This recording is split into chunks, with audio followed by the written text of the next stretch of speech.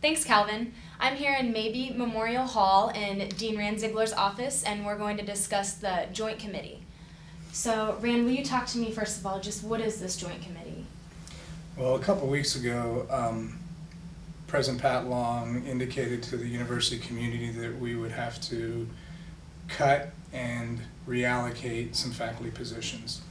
And the formal declaration of reduction and reallocation has some specific requirements with respect to process as outlined in the faculty handbook, the CAS faculty handbook. And a process of reducing or reallocating faculty members actually requires faculty involvement in that process. In other words, if we're going to carefully decide which faculty and or positions and or programs that would need to be eliminated, that the faculty themselves should be involved. And the way our handbook is written, there's something called a joint committee. It's not very well defined, but a joint committee that helps decide what positions or what programs need to be eliminated, and then in turn makes recommendations to the president. The president in the end will make the final decision, and I assume will consult with our legal counsel and with our board of trustees before any announcements are made. So this joint committee basically is a group of faculty that involves, first of all, our tenure and promotion committee. There are 5 faculty members who, on an annual basis, evaluate faculty for the purpose of promotion and tenure. They are involved by definition. We have another committee called EPC, Educational Programs Committee, which is a curriculum committee, and if you're going to talk about academic programs, that's a good group, and I believe that's 5 to 7 individuals. I think it's closer to 7 individuals who are involved with that committee. And the FDE, the Tenure Promotion Committee, and the Educational Programs Committee together form this joint committee. A little twist involved with the establishment of this committee is that we in fact already had going a program review committee. I headed that with 5 members of the faculty senate, 5 executive members of our faculty senate, and we were already reviewing programs in a year-long process for the purposes of identifying where we might identify some cuts, some savings, where we might identify some growth opportunities, ways to enhance revenues. So this work was already going on when the president declared reduction or reallocation.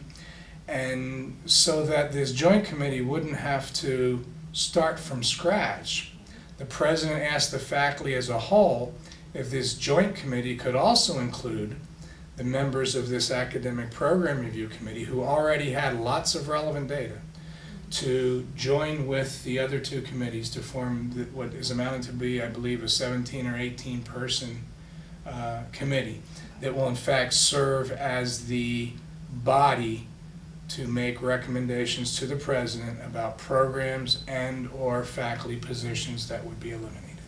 Okay, perfect. So does this committee have a goal or a mission? At this point it's not totally clear. We've gathered the data. This academic program review committee has in fact supplied the new members of the committee with the same data that we've been looking at, and as you might guess, it includes things like the number of students there are in each major, the number of graduates there are in each major, the number of credit hours that each of the departments generates, the cost of the various departments. There's a lot of what we call quantitative metrics data that we use, and no single piece of data, but collectively all of this data help guide us in terms of identifying what programs are strong programs, what programs are weak but have potential growth, and what programs are weak where there might not be potential growth. So at this point we know that we want to identify those programs, in some way categorize those programs. Once we've categorized those programs, I think then the hard work really starts, and we'll likely have to identify individuals. And by that point in time, we'll have a pretty good idea if there's a number of individuals or an amount of money that we need to be able to save as a result of this reduction process. Okay. And let's talk about tenured faculty members. What's the difference between being tenured and non-tenured, and are the tenured professors, more safe than the non-tenured? Ordinarily, the tenure process, safe is an interesting word. There's a 6-year period by which faculty are reviewed annually, and they're evaluated with respect to their teaching effectiveness, their advising effectiveness, their scholarship, their service to the university, and it's a peer review process.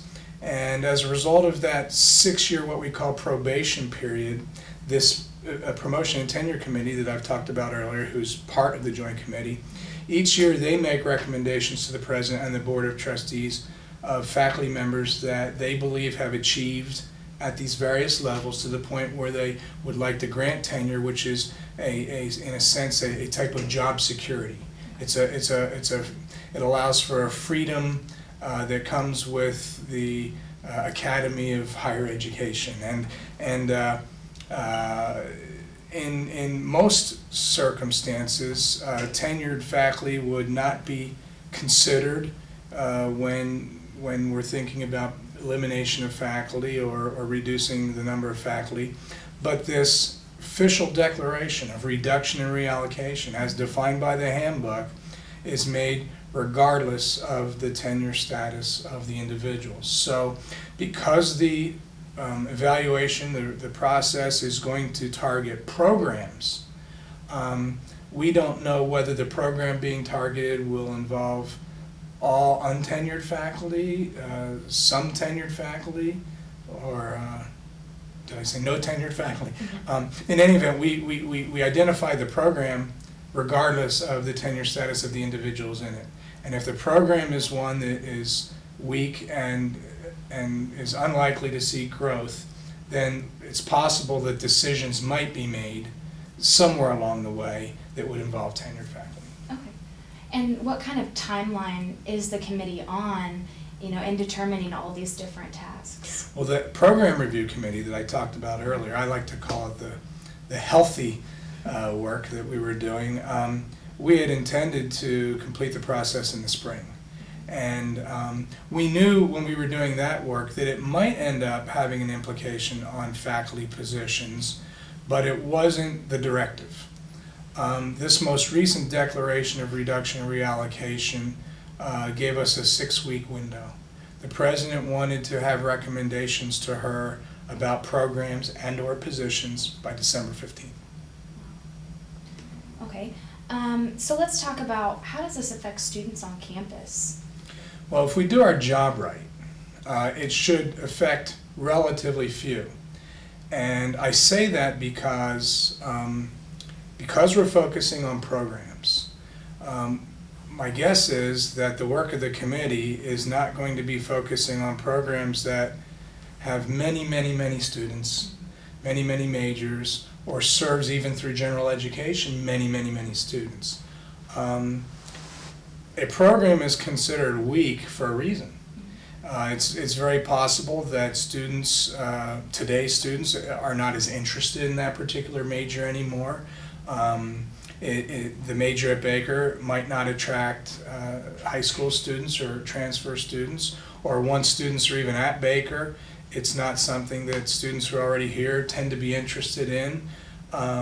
So if a program is eliminated or programs are eliminated, one of the factors that determines whether that program is going to be eliminated is student interest.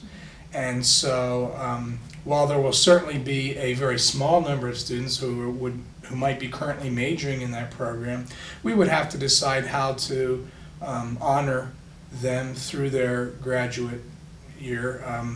If we need to eliminate a program or a major outright, it might happen, in which case we would risk possibly losing some students or students changing majors. I would like to think if we were to eliminate some programs, we would do what we could to see at least our current students through to completion and then not recruit any more students to that major. Okay. Well, thank you so much for joining me and talking about this important issue. We're going to send it back to Calvin, who's in the studio. Stay tuned. We'll be right back with more Orangeline.